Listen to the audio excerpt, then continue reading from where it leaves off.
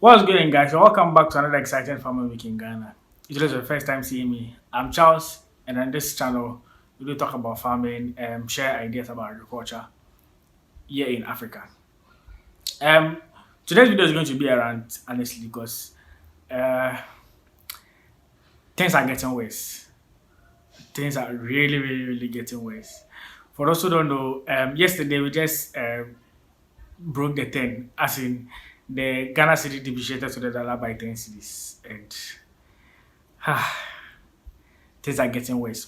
Like as of last week, I watched the dollar grow from somewhere around 9 cities, and by the end of the week, it was 10 cities. So, meaning as time goes on, next week, who knows, to be 11 cities, the other week could be 12 cities. And it's not like things are getting any better. Inflation is high, the price of things are going up. It's crazy.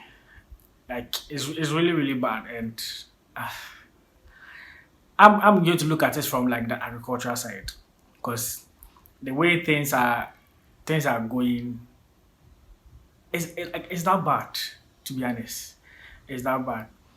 Initially or beginning of the year, the dollar was around like six cities thereabouts. Then all of a sudden, it's now 10 cities. To some people, yeah, other people are benefiting, especially if you're in Ghana and you earn in dollars or you earn in a foreign currency. Well, that is the goal, though. But yes, those who are here and earning in foreign currency are really enjoying. I won't say mostly they are making like profit or barely benefiting.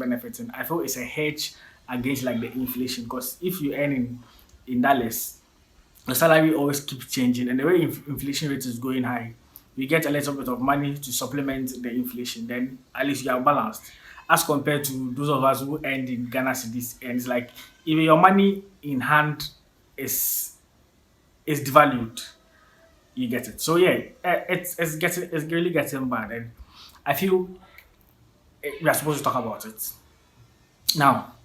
Ghana is like an import-driven country. We import almost everything, even toothpick. Recently this year, we began importing cassava. We import tomatoes. We import, like, basically we import everything. Our export is very low, but our import is a lot. And yes, if you keep importing, it means you need more dollars to go and buy on the international market or on the, like globally. Then means you have to need more cities shipping money outside. And when the things are brought, because they get it at a higher price, they bring it in the country, and we also get to buy it at a higher price because they push the cost on us for us to buy, which is like really getting out of hand.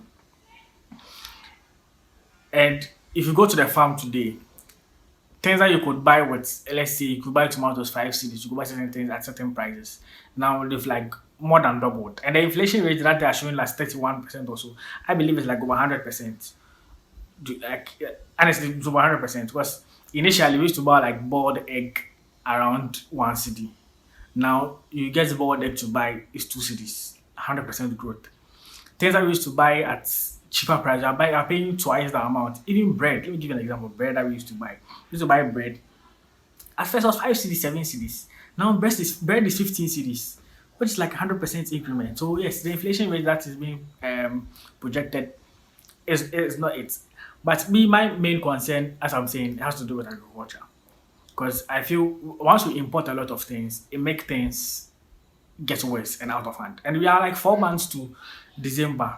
December is a time where, yeah, people go and import things into the country, buy the Christmas stuff and a whole lot of things for the Christmas. And even yes, those in the diaspora who come down to also come and blow cash and stuff. They come with the pounds, they come with the dollars. Those are willing to come and spend. And yes, they also face things at higher prices, because around that time, even things that used to be priced in Ghana cities are priced in dollars. So it means as time goes on, things will like really like get out of hand. And people are saying, "Oh, the recovery will be soon and stuff." It's not, to be honest. It's not going to. I don't see it to get any soon. And as I said, it will benefit some people, those who earn in dollars. And yes, now the goal in Ghana is to be in the country and earn in the foreign currency, because that's like the big deal now. That's a big deal now. So yes, in terms of agriculture, personally, I feel we should stop the importation of a lot of things. One, we import cassava, we import rice, a lot of rice into the country. Like a lot of things are being imported, which it's really not supposed to be the case. I think just last week we had a discussion in our office where we were talking about um importation of rice and stuff. And I was saying, oh, we can just maybe ban and consume our local rice. Well, the local rice is not nice. Yes, the local rice is not nice because the people who are even producing it, we don't patronize it. So how do you expect them to invest more money into it to make the local rice look nice? Me, I believe just like the way Nigeria do theirs. The reason we see we compare Ghana jollof to Nigerian jollof a lot, and yeah, definitely Ghana jollof is best. But I want you to understand, despite the spices and stuff we used to do the Ghana jollof, the main difference that makes like Ghana jollof better than Nigerian jollof is the rice they use. To me, well, my chef, I'm not really good of a chef, but yes, it's the rice.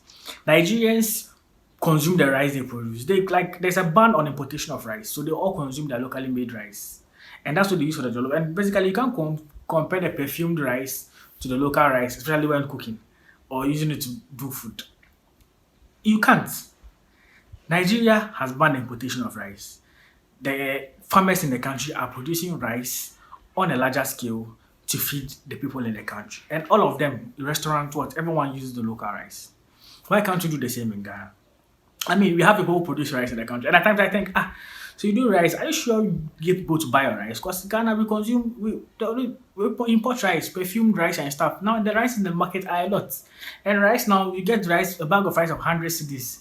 The least you can get is like 75 cedis bag of rice. And that one used to be like the 25 kg or so. And now it's like they've really reduced to like 20 kg or so per bag because of how like pricey things are. We always keep importing. If you have to import and bring it into the country, it makes things like gets out of hand. Let's ban the importation of rice. Then we empower the farmers here to go into rice production. If we are all to consume rice, then the limited number of farmers in here who are growing rice, yes, they'll invest into it because they know they have a ready market for people to come and buy it. So then more investment will go into rice production. More farmers or people who are not even farmers will start seeing the essence of farming and go into farming to produce rice. Because yes, you are feeding the country, you are consuming what you have. Then it generates even builds money internally for us ourselves than spending sums of money to go and buy rice. If you used to buy, let's say, other rice from the country at let's say $1 million, and you used to pay I think 1 million Ghana cedis for it. That's even if it is a one cedi ratio. Now to an extent, you are paying like 10 times the amount to import the rice. We can produce the rice in house ourselves. We consume our own thing. Let's just ban it. Like another good example would be tomato farm, tomatoes. We go to pick tomatoes from other neighboring countries, from Burkina Faso, a whole lot of countries. Yes, we go and they call it import these kind of things. If you are to ban some of these importations, we can produce our own things ourselves locally. You get it? So me, I feel COVID was a good time for us to realize some of these things because in COVID, most countries were shut down, things were not moving out, things were not coming in. So yes, that was where like the enthusiasm and the need for certain reforms in agriculture is supposed to go far advanced. Because if now we are to be okay, during COVID, we didn't use to import, we didn't use to export things, and whatever was in the country was what we were consuming. So now there are reforms of empowering us to get into farming, to farm our own produce, to consume our own things that we do. When you take by now, we would have gotten somewhere and made headway with it. Yes, the government is trying. Subsequent government have come. They're making agricultural, how do you call it, policies and stuff, school feeding, a whole lot of some are going into it. But yes, more can be done. Let's ban this importation of things that we consume from the outside door. Even so, you'll be amazed at how some of these things are done even outside. Because they use technology and other means to produce some of the rice, and some of them are like recently I had some of the rice are produced with rubber. I can't prove for a fact, but yes, that's like some of the news that was circulating. If you have to grow our things internally, grow it locally. One, we are empowering more people to get into farming. Those who are into farming, those who produce rice, those who produce any agricultural input, will get direct market for their produce. Now, farmers complain a lot. You farm, you don't get people to even come and buy the produce. And you have market women who come and treat you for your price. If we have to do some of these things, we'll be able to generate more money internally. We'll reduce our importation. The importation that we import a lot of things is what is causing the city to depreciate, like to be honest. The importation there's a lot. If in terms of ratio, like percentage, imports to exports, I mean we import 95% of the things, our exports are like only 5%, which is like that bad. Let's put measures in place. Let's be strict on it. I know, yeah, when we ban the importation, People will still try and be smuggling things into the country. Then the borders and stuff, there will be like more this one will forces will go there. The immigration officers and stuff will at least be active, make sure that some of these things are not done. At least let's put a ban on it. Let's prevent it. It will reduce the number of times we import. Yes, smuggling and stuff it will go on, no doubt about it. But it will make things survive. It will help with things. The president spoke and it's like there's no hope for how the economy is going to go. Like it is that bad. Dollar is 10 cities now against the city. The depreciation is like it's crazy. Who knows? Next week we'll be going around 11 cities. Pound is almost 12 cities. Now the euro and the dollar is the same. Like it's going at the same rate. Now they are at par. Even though the currencies are depreciating, the dollar is the one which is like the city is highly depreciating against. The pound and the euros are growing. Are also like value to the city is depreciating, but at its lower pace. Dollar is just like poof off the roof, and things are getting bad. So my main issue is we should ban the importation of certain things. We import rice a lot. We import tomatoes. We import cassava. Let's stop some of these things. Let's empower people in the country to produce some of these things. Yeah, farming is not easy. It's not going to come. The money that we're going to use to import some of these things, let's invest it into farming. Let's empower farmers to grow and farm, produce things on a very large scale. They used to complain because yes, there's no capital to start farm. And it's true.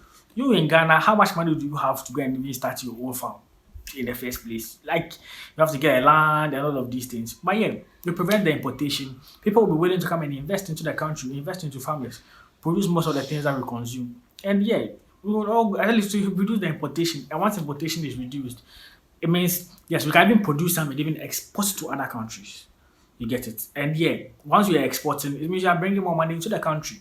It will boost the economy to help things. This is like my little understanding of how this works and how things can equally improve in the country. I believe the importation of stuff should stop. Should stop. We should stop the importation. Like things are not perfect. Yes, farmers even internally. I visit farms a lot. I go to more places and stuff. Our farming is not mechanized. If you do the normal way, we do the manual way. If you prevent the importation of these things, more focus will be put on the farming.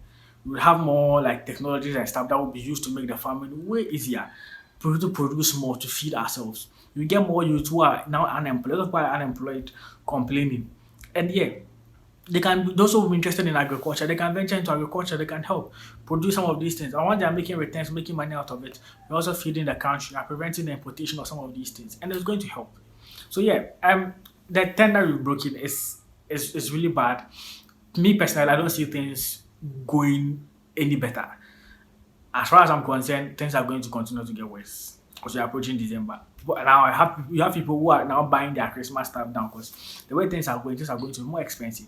Even if you look at the inflation rate, that's 1%. Now it has short price of treasury bills and stuff to go to treasury bills is now to like 25% interest rate on the treasury bill, which is quite good because now if you have your money in your own account, the value itself has depreciated because in savings account you don't earn anything.